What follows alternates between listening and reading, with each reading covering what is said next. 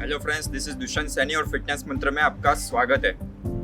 तो आपने नाम तो पढ़ ही लिया होगा कि वर्क फ्रॉम होम की वजह से लोगों को काफ़ी सारी प्रॉब्लम्स आने लगी है। बॉडी में पेन हो रहा है, आंखों में जलन हो रही है, वर्क आखे दिन पूरे दिन पीसी पे बैठे बैठे काम करते हैं। तो मेरे पास काफ़ी सारी कंप्लेंट्स आई है कि पहले तो वो ऑफिस जाने के बहाने घर से बाहर भी निकलते थे, पर अब तो बाहर निकलना पूरी तरह से बंद ही हो गया है। 8 से 9 घंटे 10 घंटे घर पे बैठ के ही पीसी पे या लैपटॉप पे काम करना पड़ता है। तो उन लोगों की कंप्लेंट्स आई, ऐसे काफ़ी सारे मैसेजेस आए हैं कि उनके आंखों में जलन होती है, शोल्डर में पेन होता है, बैक में पेन होता है। तो उससे रिलेटेड मैं कुछ बनाऊं। तो आपने देखा होगा कि ये पार्ट 1 है। मैं इस पूरी चीज़ों को 2 पार्ट में बनाऊंगा। तो आज पार्ट 1 है। पार्ट 1 में मैं बताऊंगा कि आपको किस तरीके से लेके फिंगर से लेके शोल्डर तक की वर्कआउट करनी है। मैं कुछ वर्कआउट बताऊंगा आपको, क्योंकि आप पूरे दिन पीसी पे बैठ के काम करते हो तो आपके फिंगर्स में पेन हो सकता है, रिस्ट में पेन हो सकता है, एल्बो में पेन हो सकता है, शोल्डर में पेन हो सकता है, ट्रेपेजियस में पेन हो सकता है, गर्दन में पेन हो सकता है। तो उससे रिलेटेड मैं कुछ एक्सरसाइजेस बताऊंगा आपको जो आपको परफॉर्म करनी है, और कुछ मैं स्ट्रेचिंग बताऊंगा, बॉडी की फुल बॉडी स्ट्रेचिंग बताऊंगा, जिससे आप वो स्ट्रेचिंग करेंगे तो आपको ज़रूर आपकी बॉडी अच्छा रिएक्ट करेगी और आपको पेन के अंदर रिलीफ मिलेगा। तो चलिए हम अपना पहला पार्ट शुरू करते हैं। इस पहले पार्ट के अंदर आपको मेरे साथ ही एक्सरसाइज फॉलो करनी है। मैं जैसे जैसे बताऊं आपको वैसे वैसे ही एक्सरसाइज करते जाना है। तो चलिए मैं आपको बता रहा हूँ किस किस तरीके से आपको फिंगर से लेके शोल्डर तक का पूरा वर्कआउट करना है। आप घर पे ये 5 मिनट या 10 मिनट कर सकते हो। वर्कआउट के टाइम पे आपको पेन होगा शोल्डर में, या शोल्डर में पेन हो सकता है, एल्बो में पेन हो सकता है, लेकिन वो पेन अच्छा है, वो पेन खराब नहीं है। आप जैसे अगर पेन होता है धीरे धीरे धीरे करके आगे बढ़िए, रुकना नहीं है, मूव करते रहना है, ठीक है। तो चलिए शुरू कीजिए। धीरे धीरे धीरे अपनी उंगलियों को बंद चालू कीजिए। अगर आपसे फास्ट नहीं हो रहा है तो कोई बात नहीं, धीरे धीरे कीजिए, धीरे धीरे लेकिन कीजिए।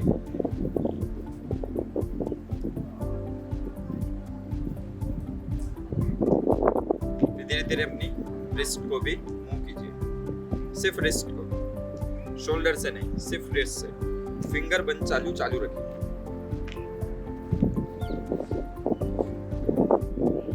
फिर धीरे धीरे एल्बो से मूव करना चालू।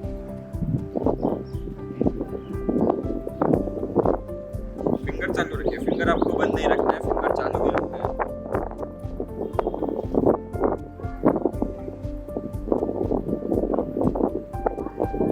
जैसे जोर जोर से ताली बजाते हैं तो ताली नहीं बजानी है, पास में लाके रोकना है। जो मसल आपके हाथ को रोक रहा है उस मसल पे ध्यान दीजिए। यहाँ फोरआर्म का मसल है जो आपके पूरे हाथ को रोक रहा है ताली बजाने से, तो उस मसल पे ध्यान दीजिए।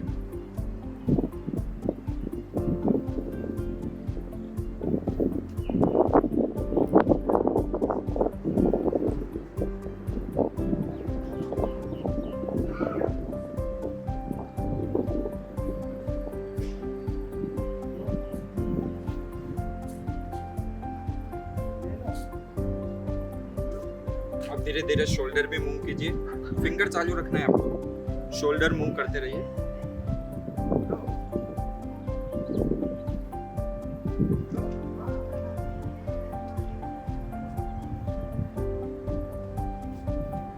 शोल्डर मूव करना है आपको, इस तरीके से भी आपको करना है। फिंगर चालू रखना है। दिखने में थोड़ा अजीब लगेगा लेकिन करते रहिए।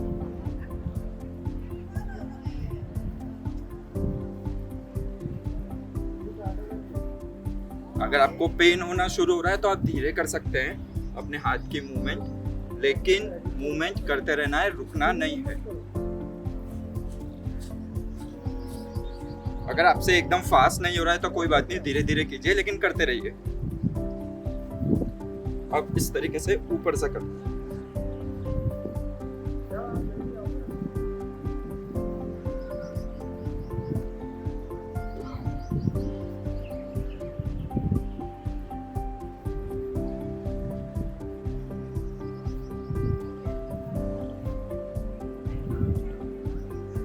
धीरे धीरे करके आपके हाथ को थोड़ा रिलैक्स कीजिए और फिर से मूव कीजिए फास्ट।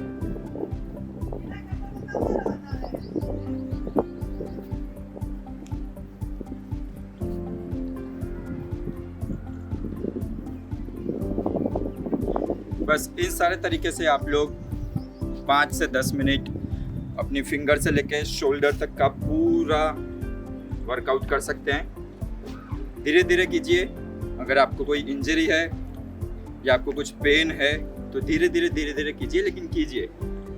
मैं गारंटी के साथ बोलता हूँ कि कुछ टाइम के बाद आपको पेन में काफ़ी रिलीफ भी मिलेगा। तो दोस्तों, यहाँ पे आपने देखा कि हमने किस तरीके से फिंगर से लेकर शोल्डर तक की पूरी वर्कआउट की है। अब मैं आपको कुछ स्ट्रेचिंग के बारे में बताऊंगा, स्ट्रेचिंग की टिप्स भी दूंगा कि आपको कैसे स्ट्रेचिंग करनी है।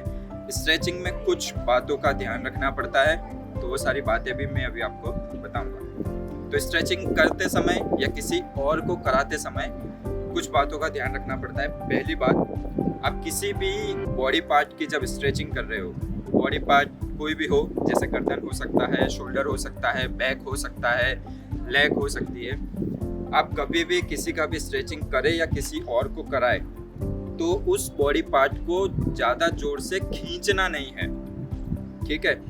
आपको एकदम लिमिट में ही उस बॉडी पार्ट को खींचना है, ज़्यादा जोर से उस बॉडी पार्ट को खींचना नहीं है, चाहे वो खुद का हो या किसी और का हो। अगर आप ज़्यादा जोर से खींचेंगे तो इंजरी होने की संभावना रहती है। दूसरी बात है, जो खास बात है जिसका आपको ध्यान रखना है, वो है जब भी आप स्ट्रेचिंग करें तो उसको आपको होल्ड रखना है। 15 से 20 सेकंड तक आपको होल्ड रखना है, तभी वो स्ट्रेचिंग आपकी बॉडी पे असर करेगा। ऐसा नहीं कि आपने स्ट्रेचिंग की 5 मिनट के लिए 5 सेकंड के लिए होल्ड रखा और फिर आपने छोड़ दिया, तो आपको 5 सेकंड के लिए नहीं, 15 से 20 सेकंड तक आपको उस बॉडी पार्ट को होल्ड रखना होगा, तभी आपकी बॉडी में अच्छा रिलीफ भी मिलेगा और आपकी बॉडी को फ़ायदा भी करेगा। तो चलिए देखते हैं कौन कौन से बॉडी पार्ट की आपको स्ट्रेचिंग करनी है और हम स्ट्रेचिंग शुरू करते हैं। तो हम शुरू करते हैं नेक से। आपने देखा ही होगा, नॉर्मल से स्ट्रेचिंग है। आपके नेक को पकड़ के इस तरीके से खींचना है, जैसे कि मैंने आपको बताया 15 से 20 सेकंड होल्ड रखना है। इस तरीके से खींच के 15 से 20 सेकंड आपको होल्ड रखना है। ज़्यादा जोर से नहीं खींचना है, ज़्यादा जोर से खींचेंगे तो आपको गर्दन में पेन बढ़ सकता है, ज़्यादा जोर से ना खींचे। इसी तरह दूसरी तरफ आपको होल्ड रखना है।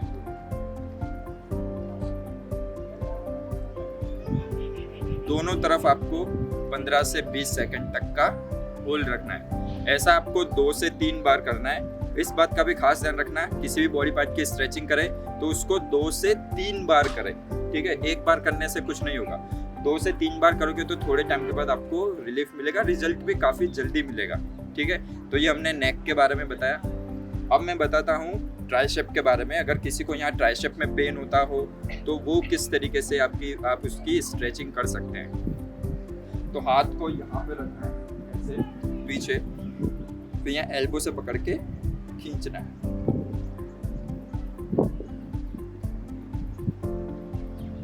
इसको भी 15 से 20 सेकंड होल्ड रखना है। उसी तरह आपको दूसरे हाथ में भी करना है।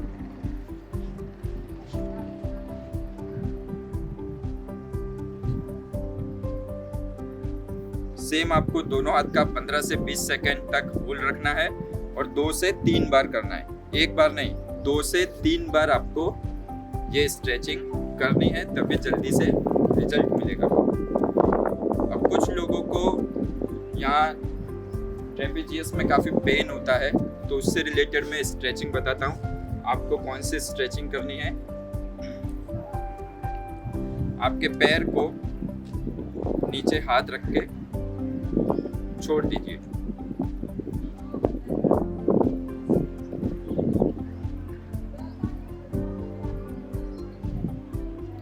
अगर आपसे सिंपल नहीं खड़ा रहा जा सकता है तो आप दीवार का सहारा ले सकते हैं। इसी तरह से दूसरी तरफ अपने हाथ को नीचे रख के पैर को उस पे छोड़ दीजिए।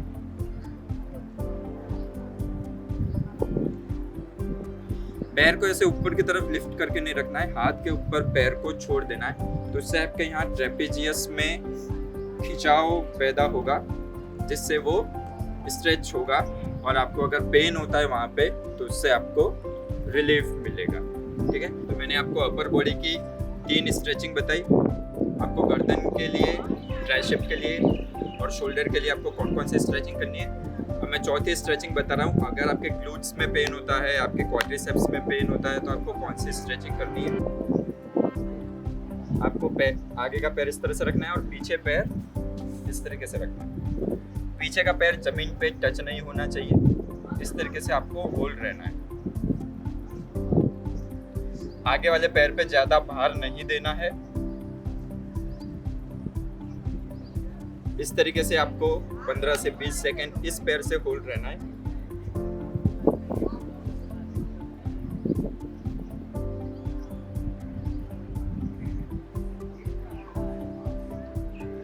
और फिर 15 से 20 सेकंड इस पैर से होल्ड रहना है। ये चीजें आपको 2 से 3 बार करनी है। 2 से 3 बार आप करेंगे तो आपको रिलीफ बहुत ही जल्द मिलेगा। उसी तरह अगर आपको क्वाड्रिसेप्स की मैं दूसरी स्ट्रेचिंग बता रहा हूँ। इस पैर को हवा में लेके पीछे लेके खींचना है, पूरा पैर अपोजिट हैंड से खींचना है। इसमें भी 15 से 20 सेकंड होल्ड रहना है। फिर दूसरे पैर से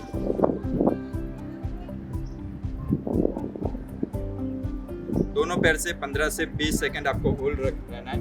मैं यहाँ पे होल्ड नहीं रह रहा हूँ क्योंकि फिर वीडियो काफ़ी ज़्यादा लंबा हो जाएगा।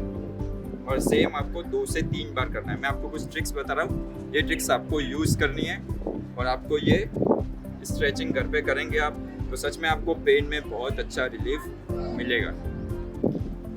चलिए मैं आपको एक और स्ट्रेचिंग बता देता हूँ। आपको इस तरीके से बैठना है और पैर, ये वाला पैर पूरा पीछे सीधे की तरफ रखना है। इस तरह से बैठ के आपको 15 से 20 सेकंड होल्ड रहना है। लेग चेंज करके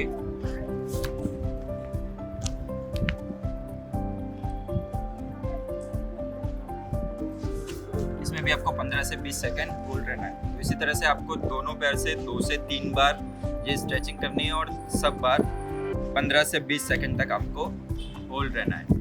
तो ये मैंने कुछ स्ट्रेचिंग की टिप्स बताई है आपको। ये 3-4 आप स्ट्रेचिंग करेंगे तो आपको बॉडी पेन से बहुत अच्छा राहत मिलेगी और बहुत अच्छी रिलीफ भी मिलेगी।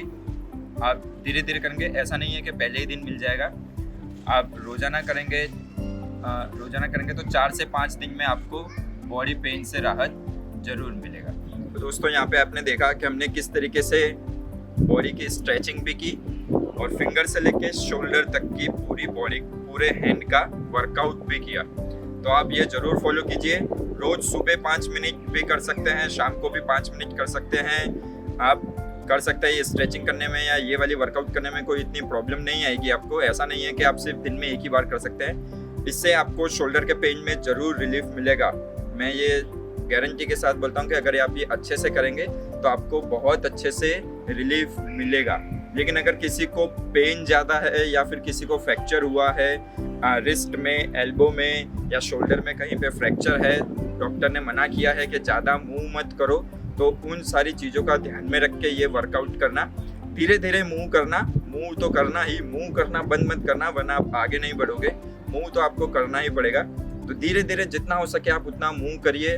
आपके हैंड को, आपके एल्बो को, आपके शोल्डर को आपको ज़रूर रिलीफ मिलेगा। तो दोस्तों यहाँ पे हमारा पार्ट 1 ख़त्म होता है। अब हम मिलेंगे हमारे सेकंड पार्ट में, जिसमें मैं आपको बताऊंगा, कुछ टिप्स दूंगा। आपके आंखों में जलन होती है, लोअर बैक में पेन होता है, तो उसको दूर करने के लिए आपको क्या क्या करना चाहिए। तब तक के लिए थैंक यू सो मच। घर पे रहिए, स्वस्थ रहिए। Bye bye.